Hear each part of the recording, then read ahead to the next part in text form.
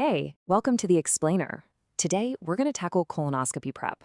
I know, looking at the instructions can feel like a lot, but we're going to break it all down into super simple, easy to follow steps. Let's do this. So you get those instructions, you open them up, and yeah, it can feel a little overwhelming, right? Well, you are definitely not alone in feeling that way, but that's why we're here.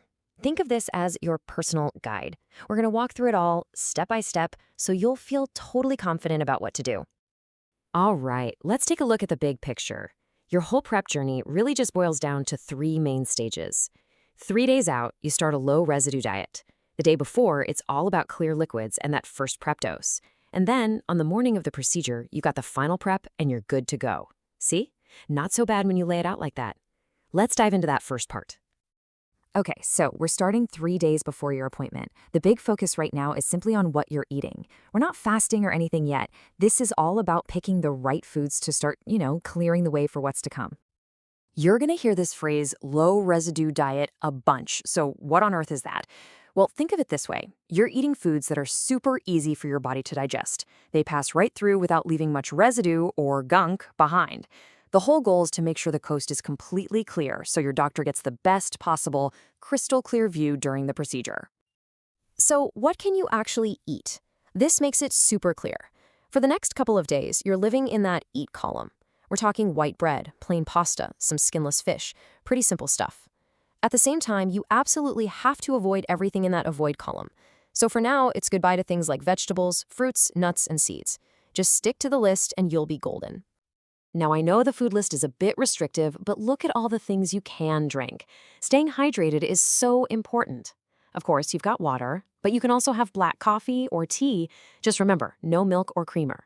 Clear broths are a great option too. Even some sports drinks and sodas are okay. The most important thing is just to keep drinking. Okay, let's fast forward. We're now at the day before your procedure. This is, without a doubt, the most important day of your prep.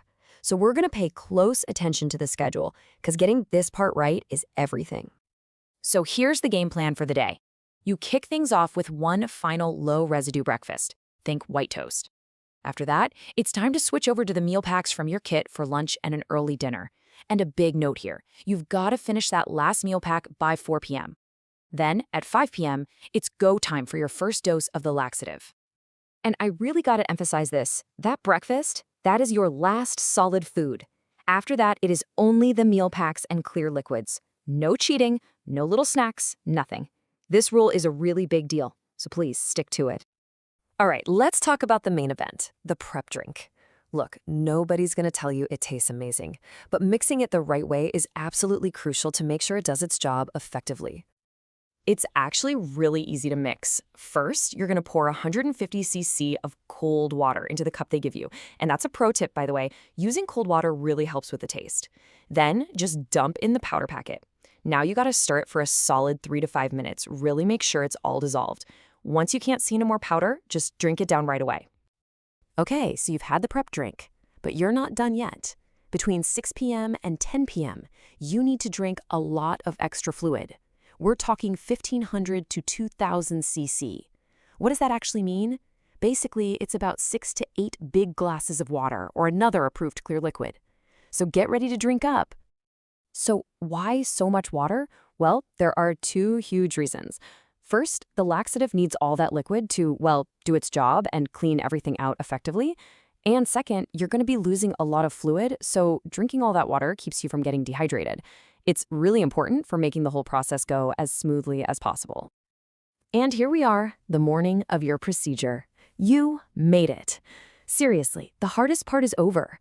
You are on the home stretch now. Just a couple more things to do. Okay, I know it's an early start, but the schedule is super straightforward.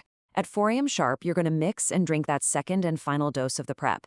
Then, for the next hour, just focus on drinking 3 to 4 more glasses of plain water. And then we hit the big deadline, 5:30 a.m. That's the cutoff. And when I say cutoff, I really mean it.